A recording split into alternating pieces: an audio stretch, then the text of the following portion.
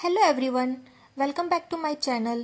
आणि तुम्ही बघू शकता आज मी तुमच्यासाठी आणलेली आहे एकदम सोपी रेसिपी आणि ती म्हणजे फ्राय बटाटा। आणि हे एकदम कमी साहित्यामध्ये बनते। चला तर मग सुरुवात करूयात आपल्या रेसिपीला। त्याआधी तुम्ही माझ्या चॅनलला सबस्क्राइब केलं नसेल तर पटकन सबस्क्राइब करून घ्या आणि बेल आयकॉन प्रेस करायला अजिबात विसरू नका। तर सगळ्यात अगोदर आपण घेणार आहोत कढई आणि त्यामध्ये टाकणार आहोत थोडंसं तेल। त्यामध्ये आपण जिरी आणि मोहरीची फोडणी देणार आहोत आणि त्यानंतर टाकणार आहे लसूण। त्यानंतर आपण थोडासा कढीपत्ता टाकूया त्यामध्ये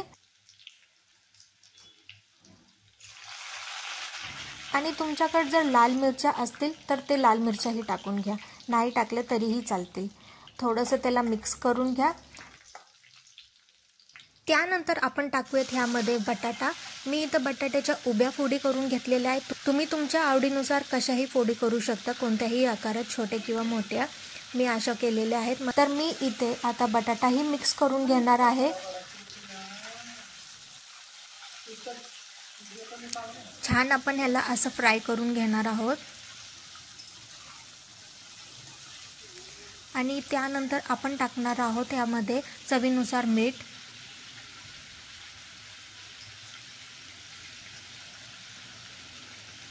आणि त्यानंतर टाकणार आहोत यामध्ये थोडीशी हळद आणि मिरची पावडर आणि थोडासा धनिया पावडर। तुम्ही तुमच्या आवडते मसाले यामध्ये टाकू शकता आणि आपण नंतर याला पुन्हा मिक्स करून घेणार आहोत। छान याला मिक्स करून घ्यायचे आपण।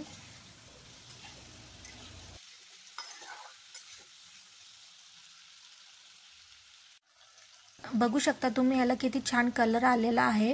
त्यानंतर आपण ह्याच्यावरती झाकण ठेवून थोडा वेळ शिजवून घेणार आहे ह्याला। एक 5 मिनिटांनी आपण पुन्हा याला ओपन करून बघणार आहोत बटाटा छान फ्राय झालेला आहे का, शिजलेला आहे का। तर हे बघा, मी आता याला फ्राय करून चेक करते शिजलेला आहे का बटाटा।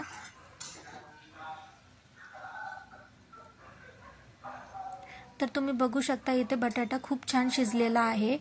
आता आपण याला थोडंसं फुल गॅसवरती फ्राय करणार आहोत, थोडासा क्रिस्पी होण्यासाठी। बघू शकता खूप छान शिजलेला आहे हे।